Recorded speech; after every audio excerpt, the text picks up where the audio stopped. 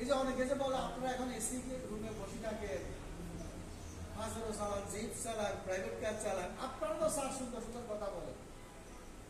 আমাদের এই চেহারা 8-10 বার ভাঙছে, শরীর ভাঙছে।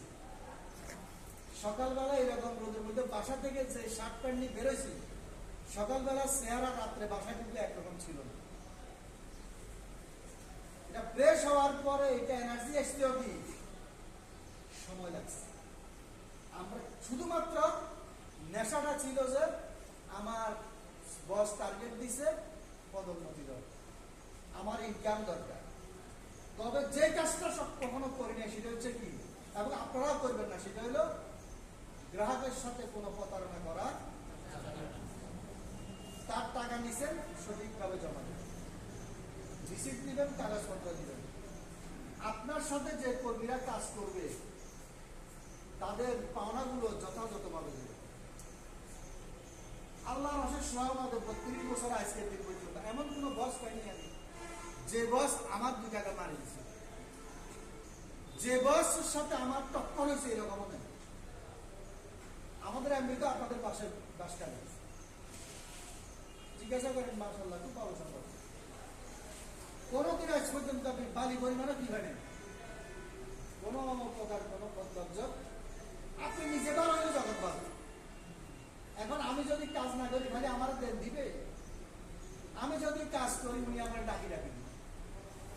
এখন আপনারা যদি অফিসে আসা যাওয়া থাকেন, আপনাকে ডেকে ডেকে এখানকার ইনচার্জ কথা বলে, আপনাকে ডেকে আপনাকে ইন্সুরেন্স বানাবে সে।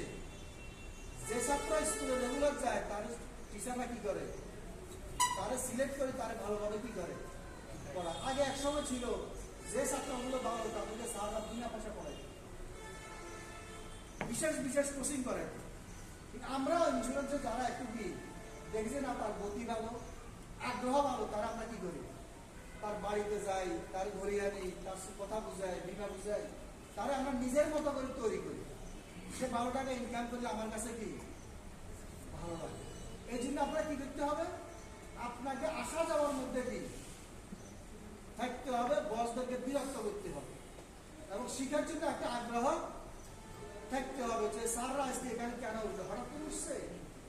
এইরকম থানা থেকে, এরকম একটা গ্রাম থেকে মানুষকে দাওয়াত দিয়ে দিয়ে ইন্স্যুরেন্সের কথা বলে বলে থানা থেকে জেলায় গেছে, জেলা থেকে বিভাগে গেছে, বিভাগ থেকে পরে গেছে। আপনারা কি জানেন না যে আপনাদের এমডি সাহেব কি এখানে ছিল না, আমাদের আনিস সাহেব কি বাসখালী ছিল না, উনি এখন ঢাকা হেড অফিসে বসেন আছে চেম্বারে। তো তাহলে কোথা থেকে আপনার চোখের সামনে আছে, আজকে আবু সাহেব এখানে আছে, ও এক সময় কি হবে কোন না কোনো কোম্পানির এমডি। আমার বাড়ি তো কিনে আমি সারা বাংলাদেশ বুঝছি, পেশাটাকে আমরা এনজয় করছি, আমাদের কাছে খুব আনন্দ লাগছে কাজ করতে। আর এখন যখন কাউকে বলি তারা স্যার কোম্পানি থাকবেনি, বিমার টাকা পাবেনি, এই যে প্রশ্নগুলা করে, আমি তো 32 বছর আমার পেশা চলতেছি, আমি কোনো কোম্পানি যেতে দেখি না। বিমার কোম্পানিতে টাকা জমা হওয়ার পরে টাকা পায় নাই, এরকম ইতিহাস নেই। হয়তো আপনার কি লাগে, হয়তো যেটা আপনি 1 মাসে পাবার এটা 2 মাস লাগতেছে, 3 মাস লাগতেছে, টাকা কি। আবার কোন কোন কোম্পানি 1 ঘন্টার মধ্যে দিচ্ছে, সাথে সাথে কি দিয়ে দিচ্ছে। তবে বিমা কখনো যাদেরকে করাবে সুস্থ লোককে বিমা করাইতে হবে, কোন অসুস্থ লোককে, কোন লাশকে বিমা করানো। বিমার নিয়ম নীতি মেনে বুঝে শুনে বিমা করাইতে হবে, তাহলে সে যদি বিমাটা চালায় যায় মেয়াদ ছিল জমা দিতে টাকা লাভ ফেরত পাবে, আর মেয়াদের মধ্যে যদি মারা যায় তার নমিনি টাকাগুলো কি ফেরত পাবে, কোনো সন্দেহ নেই। আর আপনি যিনি পরিশ্রম করবেন, আপনি যিনি এখানে সৎভাবে কাজ করবেন, আপনি যিনি এখানে ধৈর্য ধরে লেগে থাকবেন, আপনার জন্য এই চেয়ারগুলো অপেক্ষা করতেছে। আপনার জন্য আমরা যেরকম গাড়িতে আসছি এরকম গাড়ি আপনার জন্য অপেক্ষা করতেছে। এই অফিসে ব্যবসা হলে এই অফিসে ফ্যান চলবে না, এখানে কি চলবে, তাহলে কি সবকিছুর সাথে কি আছে, ব্যবসা সম্পর্ক আছে। কেউ দুনিয়াতে শিখে আসে না। আমরা যা আজকে বসে আপনার সাথে কথা বলতেছি, আমাদের কেউ কেউ না কেউ শিখেছি।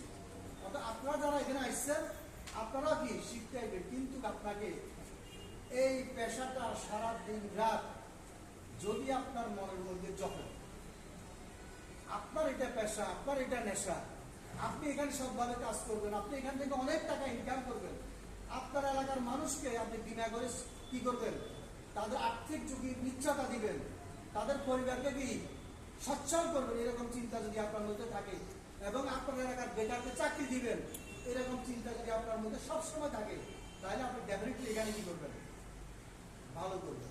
এখন যারা যে কাজটা করে, তারা যে সেটা সব সময় যে কোনো সময় চিন্তা করে আর জবে, এই প্রসঙ্গে আমি আপনাদেরকে একদম একটা গল্প বুঝিয়ে দেব। মানে যে যেটা করে সে সবসময় সেটা কি করে,